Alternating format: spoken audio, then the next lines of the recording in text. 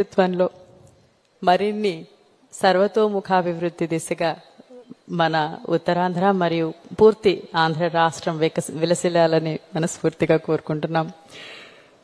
ఇప్పుడు గోవా రాష్ట్ర గవర్నర్ మనందరి అభిమాన నేత అయినటువంటి గౌరవనీయులు శ్రీ అశోక్ గజపతిరాజు గారిని వారి సందేశాన్ని అందించవలసిందిగా కోరుతూ సవినయంగా ఆహ్వానిస్తున్నాం.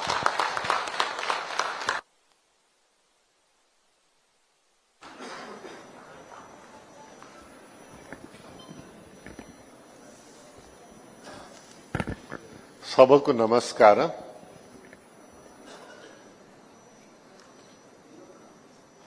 ఇన్ని మాటలు వినిన తర్వాత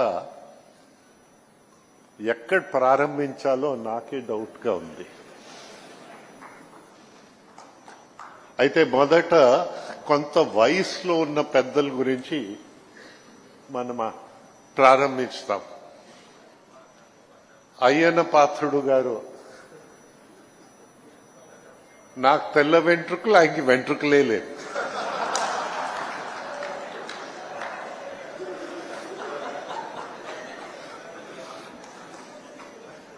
ఈ మాట ఎక్కడి నుంచి వచ్చిందంటే ఆయన దగ్గర నుంచే వచ్చింది.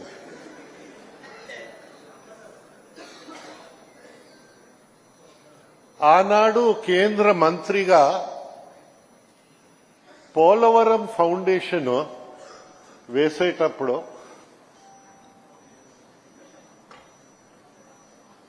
నేను చెప్పాను, నేను చిన్నప్పటి నుంచి పోలవరం వింటా వచ్చాం.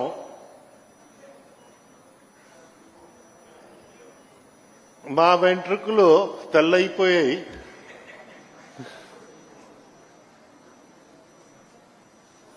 అట్లీస్ట్ ఇప్పుడైనా పోలవరానికి ఫౌండేషన్ అవుతుంది ఒక ఆశ. మా జీవితంలో అయినా ఈ స్కీమ్ ని చూస్తామని ఆయన చెప్తూ అశోక్ ది తెల్ల వెంట్రుకలు, నాది వెంట్రుకలు లేవని అందరికీ ఆయన చూపించడంతో అప్పుడు గుర్తించాను, అయ్యన్న పాత్రుడు గారు కూడా వెంట్రుకలు లేవు.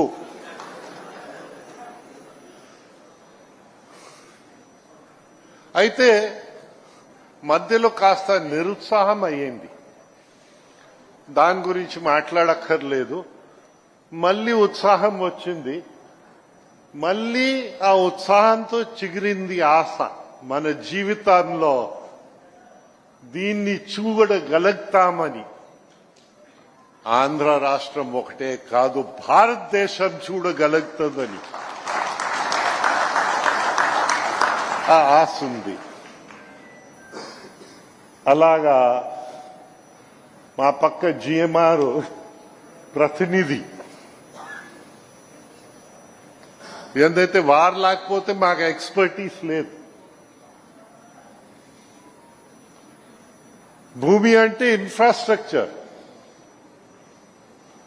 మంచికి వాడుకోవచ్చు, చెడ్డకు కూడా వాడుకోవచ్చు.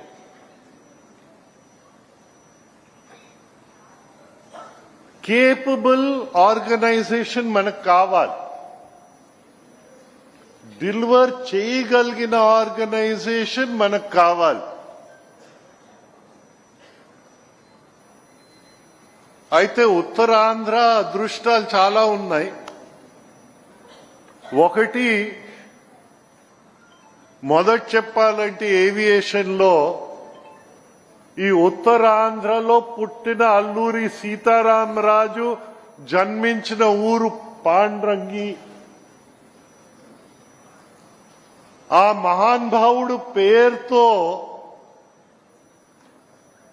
ఒక ఎయిర్పోర్ట్ ఇక్కడ తయారవుతుందంటే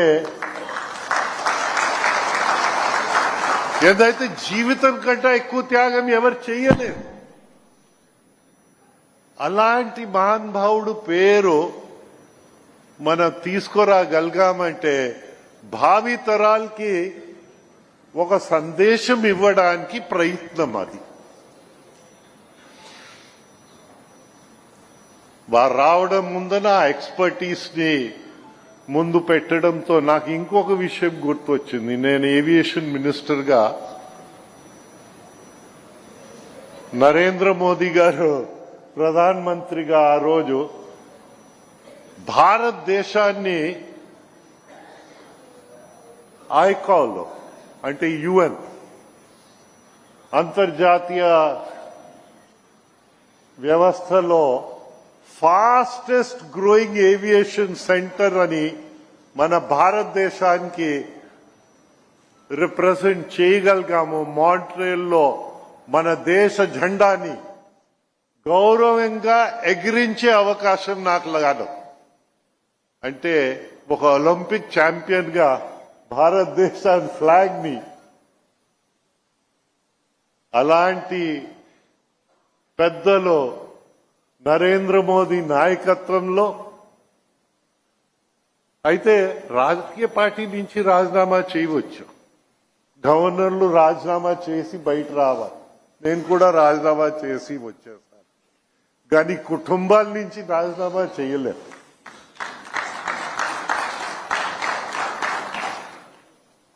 మా కుటుంబము ఒక లెగసీ ఇచ్చారు. మా తాతగారు ఇప్పుడు చూస్తే 6 దేశాల్లో అయిపోయింది ఆ ప్రాంతం లైసెన్సింగ్ దిస్సింగ్ చూస్తే. బర్మా నుంచి, శ్రీలంక నుంచి, పాకిస్తాన్, బంగ్లాదేశ్, భారతదేశం ఇవన్నీ కలుపుకుని బహు తక్కువ పైలట్లు ఉన్న రోజుల్లో ఆయన ఒక ఏవియేషన్ లో పైలట్ అయ్యారు. ఆయన పేరే MANSAS, Maharaja Alak Narayan society of arts and sciences అని. అయితే ఆయన కమర్షియల్ థింకింగ్ అసలు లేదు. ఇన్స్యూరెన్స్ గా 10 సంవత్సరాలు ఇటు అటు చూస్తే జేఆర్డి టాటా వచ్చి ఒక పుష్మాత్ 2 పుష్మాత్ ఎయిర్ క్రాఫ్ట్స్ పెట్టుకుని కరాచీ, బాంబే, మెడ్రాస్ ఒక మెయిల్ సర్వీస్ పెట్టారు. దానికి కమర్షియల్ లెగ్స్ ఇచ్చారు. అప్పుడు జనానికి తిరగడానికి కొంచెం డేంజరస్ ఇది ఏవియేషన్. ఆ టైంలో ఈ రోజున్న ఈమెయిల్ అలాగా ఆ రోజు మెయిల్ ని అందించడంతో అది ఫోరనర్ అయింది. మన భారతదేశం ఏవియేషన్ కి ముందు తీసుకెళ్లడం అయింది. Forerunner for including Air India, basically Air India. అది చేసి ముందు వెళ్ళాం. భారతదేశము అన్ని దేశాల కంటే యంగర్ దేశం. ఇప్పుడు youngest country in the world. మా అదృష్టం ఏంటంటే, వ్యక్తిగత అదృష్టం ఏంటంటే, మిత్రులు ఎర్రం నాయుడు అలాంటి పెద్దలు, ఇప్పుడే చెప్పాను అయ్యన్న పాత్రుడు కొంచెం ఇదిగా ఉంది.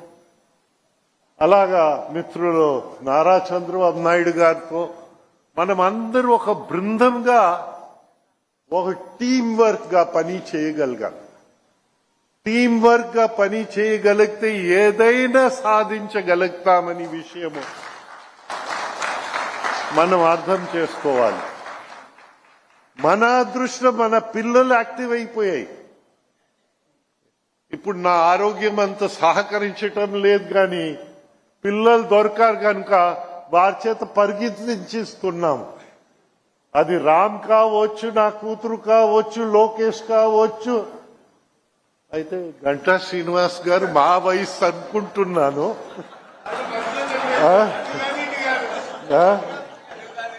ఆ నల్ల వెంట్రుకలు కనిపించేసరికి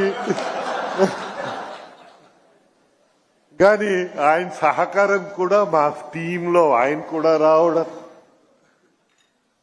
ఇక్కడ ముందర కూడా చాలా మంది ఉండడము మాకైతే సంతృప్తిగా కలుగుతా ఉంది. జిఎంఆర్ ఆ ఎక్స్పర్టీస్ ని ఎంత తొందరగా తీసుకురాగలిగితే, అయితే కొందరు అన్నారు కొంచెం ఆలస్యంగా కోస్తా జిల్లా నుంచి వెళ్లిన వాళ్ళు ఆలస్యంగా వచ్చారు.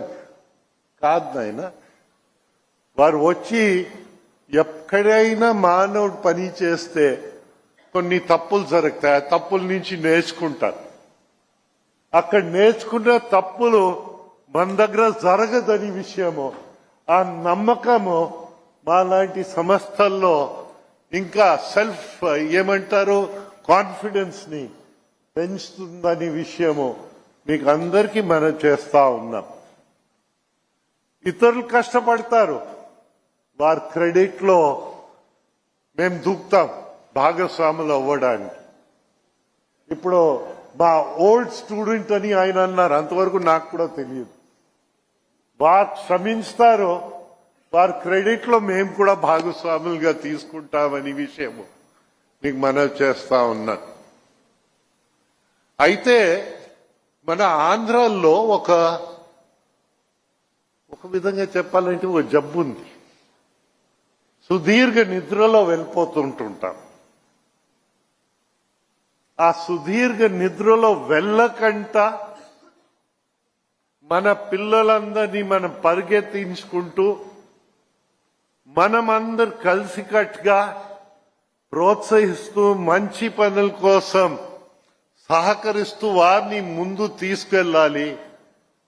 అప్పుడు తెలుగు వాళ్ళని ఎవరు వెనక ఉంచుకోలేరు. ఇప్పుడు సదర్న్ ఆంధ్రప్రదేశ్కి వెళ్తే ఇస్రో ఉంది. స్పేస్ లో బహుశా ఇస్రో నుంచి వారు ఘనకార్యాలు ప్రపంచమంతా భారతదేశానికి మంచి పేర్లు. సదర్న్ ఆంధ్రప్రదేశ్ నుంచి అక్కడ వస్తే ఉత్తర కోస్తా జిల్లాల నుంచి మన జిఎంఆర్ మాన్సాస్ ట్రస్ట్ కలిసి దాంతో ఆగకూడదు, ఇతరులు యూనివర్సిటీలో తీసుకురావడానికి, ఇతర ఎడ్యుకేషనల్ ఇన్స్టిట్యూషన్స్ తీసుకురావడానికి వారందరూ సహకరించి ఇక్కడ ఒక ఈకో సిస్టమ్ ని బిల్డప్ చేస్తే ఇంకా ఉత్తర కోస్తా జిల్లాల్ని ఎవరు వెనక ఉంచలేరని విషయము మీకు అందరికీ మనవి చేస్తా ఉన్నాం. మా ఫాదరు ఎడ్యుకేషన్ కోసం కొంచెం కష్టపడ్డాడు. కష్టపడి ఆయన జీవితంలో నిరక్షరాస్యత ఉదిలించలేని రాష్ట్రంగా ఆయన కాలం గడిపేస్తారు. మనము ఎడ్యుకేషన్ ని పెంచుతూ తీసుకొచ్చి ఇంకా ఆంధ్రప్రదేశ్ గట్టు ఎక్కుతున్న కాలంలో కొంత రివర్స్ గేర్ మళ్ళీ కొట్టాం. నేనైతే ఆశ్చర్యపడ్డాను. 14 లక్షల మంది పిల్లలకి బడి లేకుండా చేసిన రాష్ట్రము మన రాష్ట్రం. ఆ బాధ నుంచి బయటపడే ఛాలెంజ్ లోకేష్ తీసుకున్నా. మళ్ళీ ఆ లోటు భర్తీ చేయడం, ముందు వెళ్ళడం. అయితే నా వ్యక్తిగత అదృష్టం, మోదీ గారు నాకు గోవా గవర్నర్ గా ఇచ్చేస్తారు. 100% లిటరేట్ స్టేట్, షార్ట్ కట్ అన్నమాట. 100% లిటరేట్ స్టేట్ గోవా. అయ్యా, ఆంధ్రప్రదేశ్ 100% లిటరేట్ స్టేట్ రావాలా? ఎంత టైం? లోకేష్ గారు ఈరోజు మీ అందరి ముందని అన్నారు, 3 సంవత్సరాల్లో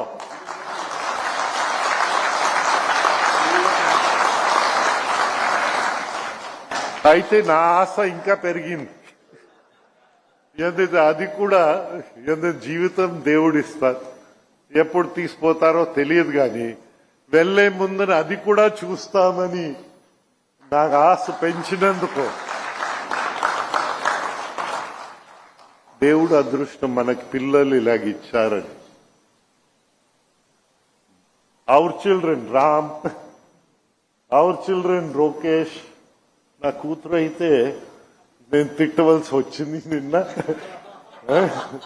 కానీ మాలో ఆనందం పెరుగుతుంది. మా పిల్లలు ఇలా పరిగెత్తగలుగుతున్నారు, మన దేశాన్ని ముందు తీసుకెళ్లి ప్రపంచంలో ఏ దేశం కంట తక్కువ దేశం లేకుండా మన భారతదేశాన్ని చేస్తారని జిఎంఆర్ అలాంటి సంస్థలు వచ్చి సాయశక్తిగా కృషి చేసి ఇది చేస్తారని మనం ఆ రోజు గర్వంగా నిలబడగలుగుతాము చెప్పగలుగుతాము. ఏ దేశం ఎగినా ఎందుకాలెడినా ఏ గద్దె ఎక్కినా ఎవరెదురైనా పొగడరాని తల్లి భూమి భారతిని నిల్పరా నీ జాతి నిండు గౌరవం. జై హింద్.